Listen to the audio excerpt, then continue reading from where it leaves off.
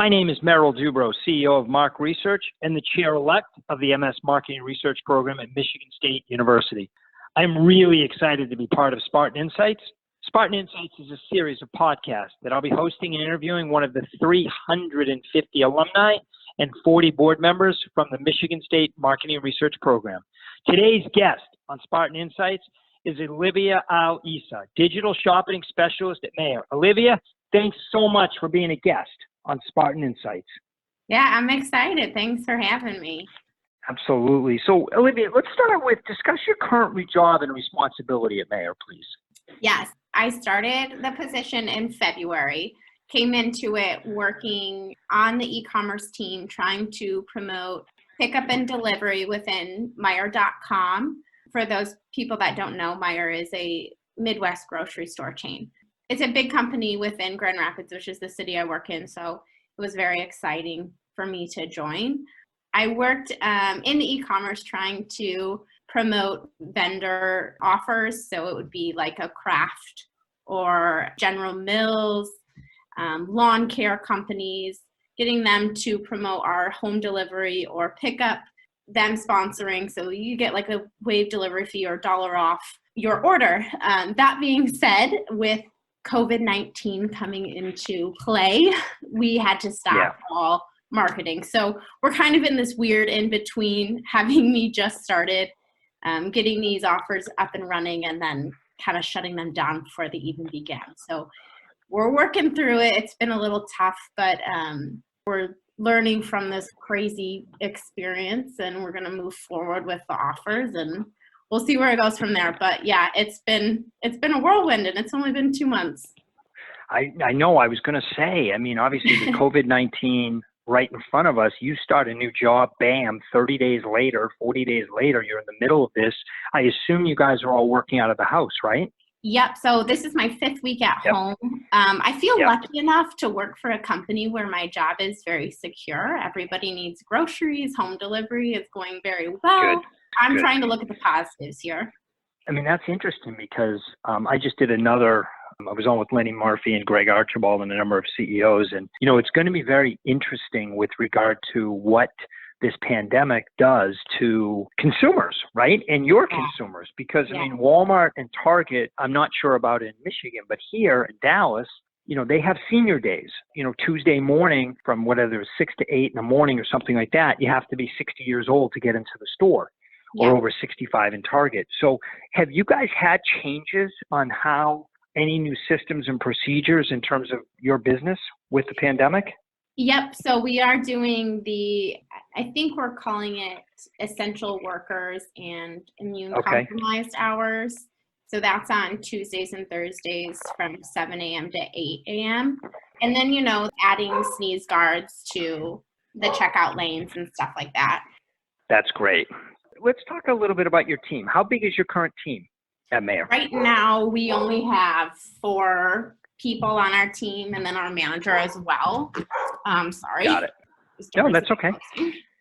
So 4 plus the manager. And you obviously integrate with the research team. So you probably have a lot of meetings and a lot of interaction with the other research or insight teams, I would imagine, right? Yeah. We have usually 1 to 2 a week with our research team.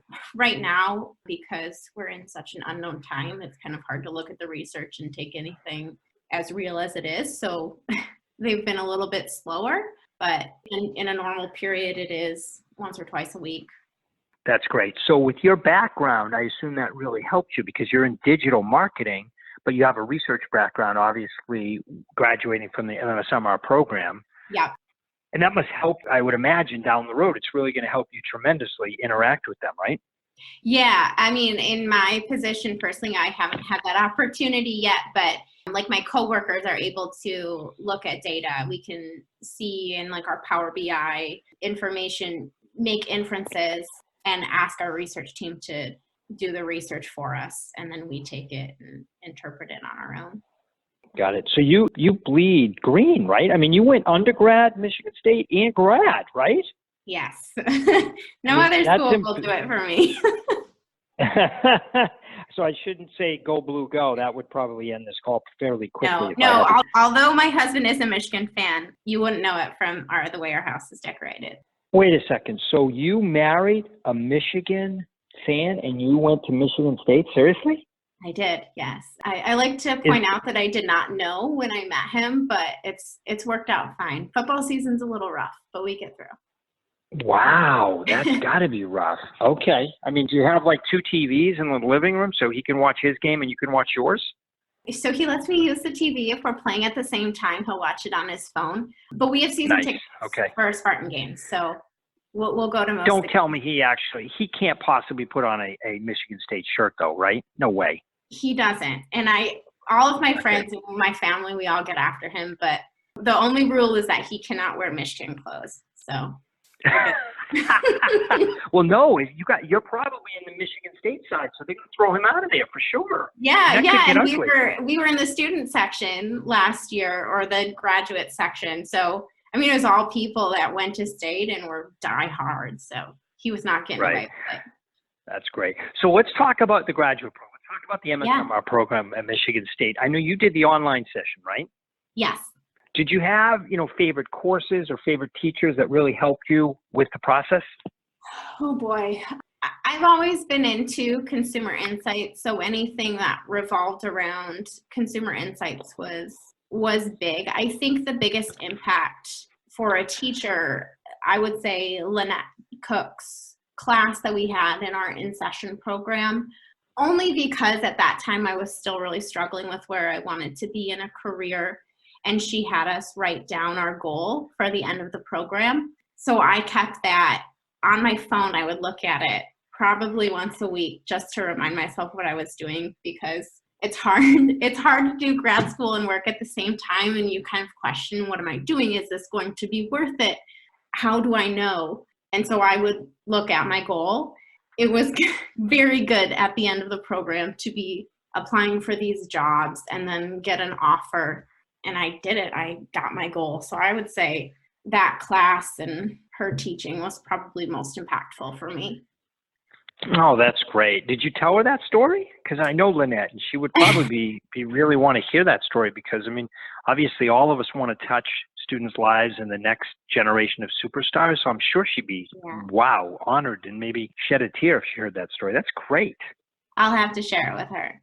All right. Listen, you already have homework after this session, right? That's great. So you did the online course. A lot of students do it in person on campus. Yeah. How did you feel connected to the other students, other cohorts, your teachers? Is there any best practices, Olivia, that you could share with the students who are going to be listening to this podcast? I would say our Zoom meetings were very helpful just to see what we all looked like, and it made it a little bit more personal than just taking classes online and writing on messaging boards. The first intensive week that we had was in, I think, our second semester in the program. And so all of us getting to know each other that week, it was huge. We had that connection. We had a personal connection outside of just that scholastic connection. We ended up creating a Facebook group. I mean, we are all still in connection with each other through that group, even after graduating. It was helpful for support because we all knew what we were going through together. It also brought smiles to our faces when we had funny stories to tell each other. Well, tell me a funny story. Tell the listeners a funny story. How about a funny story about during either a class or a class project or anything that you could share? Yeah, I'll pull it up. Let's see here. Pull up the page. It's been a while. So last year in the winter in Michigan, and those of us in the Midwest, it was freezing. And so on top of being stressed with school and work, we had bitter cold weather that none of us wanted to go outside, and we all started to get grumpy. And we had one classmate who was living in Louisiana, and she, in the midst of all of our complaining, posted a picture of the flowers that she had growing outside of her house. And we were like, Christy, you made us smile, but we're all a little annoyed. It was funny and much needed, brightened our day. That's funny. That's funny. Well, thanks for sharing that. So obviously, my sense is that you tend to be pretty goal-oriented because you wrote your goals down in Lynette's class. Can you share another goal or two that you have with your career? I mean, do you aspire to be a CMO? Do you want to be in charge of the brand? What's next? What are some of the goals that you have on the horizon? Yeah, I mean, I would love to be a leader in my position. I think I'm still kind of learning the trade. I'm new to grocery, so it's definitely going to take time for me to get there, and I'm okay with that. But going into this role, and I remember them asking me this question in my interview, is where do you see yourself in 5 years? And I think the biggest thing for me is that I want to be a mentor to somebody else. I went through this weird period between my graduating my undergrad, starting my master's program. I wasn't sure what I wanted to do. If somebody would have asked me that question, where do you see yourself in 5 years? I would have been dumbfounded with no answer. I wouldn't have had an answer for them. So I want to take what I've learned and what I've struggled with, but then also what I'm learning in my now career, taking that marketing and the research approach and building this brand and this company. I want to take that on and show somebody else that it's possible, maybe somebody that doesn't quite have the experience or the education, and let them know that with hard work, it's possible. No, that's interesting. What do you think are some of the qualities that you need to have to be a great leader? Confidence and perseverance. You're going to get knocked down. You're going to get things wrong. But knowing that you will have the answer and you can get the answer with hard work, it can help you keep going. And I think it's important for a leader to admit their mistakes, but also be the first one to pick themselves back up and keep going. Yeah, that's great. Well said. Well said. And I know we don't know each other that well. Funnily enough, this is the first time we've ever talked to each other. Let's get that right out in the open. But the interesting thing is, if I had to guess, you have a tremendous self-awareness about who you are and a comfort about who you are and some of the areas that perhaps you need to improve on. Am I right about that? I mean, I like to think so. Okay. So with that said, if I said to you, Olivia, and you got to finish this sentence, Olivia, what do you want to get better at in the next 6 months? What would your answer be? I think I would want to get better at decision making, being new in my position, kind of relying on others to not necessarily tell me what to do, but to tell me what path that they've taken in the past and what steps I should take to complete a task, or what we call a user story. Okay. I would like to be able to do that on my own completely with confidence. And I know I had just said I'm very self-aware, I have confidence, but I think it's still important for me to develop that a little bit more and where I'm at and know that I'm making decisions and I'm confident that it's the right one. That's great.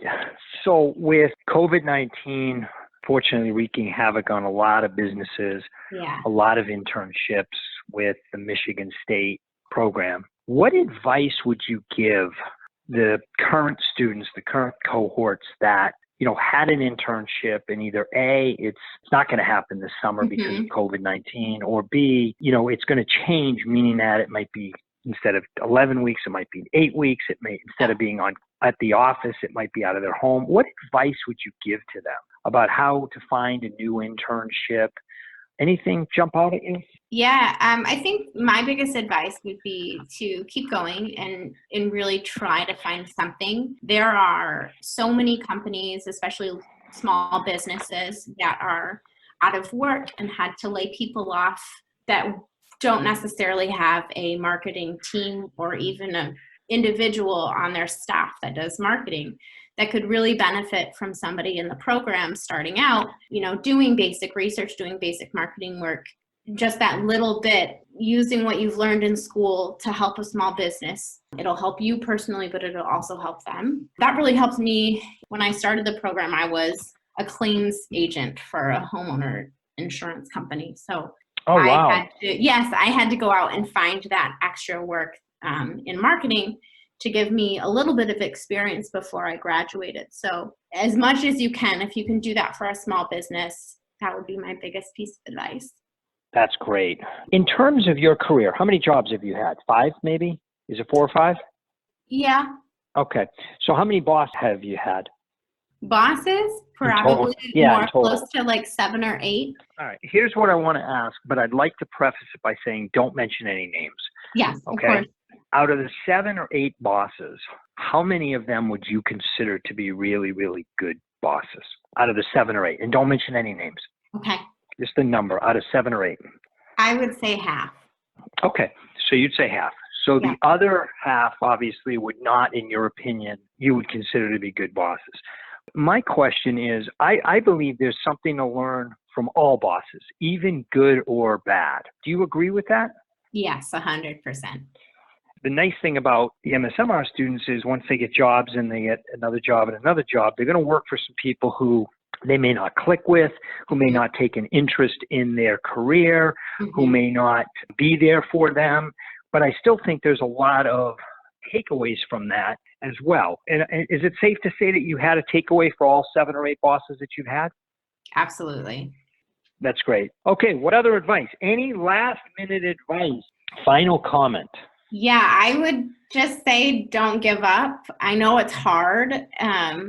I had shed a lot of tears and I had said a lot of no's to some fun happy hours or weekend get-togethers with friends. And it's hard to say no, and it's tough to be in school. And I hadn't taken tests in 5 years. So to take tests again was tough, but don't give up because it's absolutely 100% worth it in the end. You meet great people. You meet great friends out of it. I got my dream job after graduating, and it would not have been possible if I had given up. I use what I learn every day, so 100% worth it. That's great. Well, you heard it here first. Don't give up. Thanks, Olivia. I really appreciate your time today on Spartan Insights. My name is Merrill Dubrow. Thanks for listening.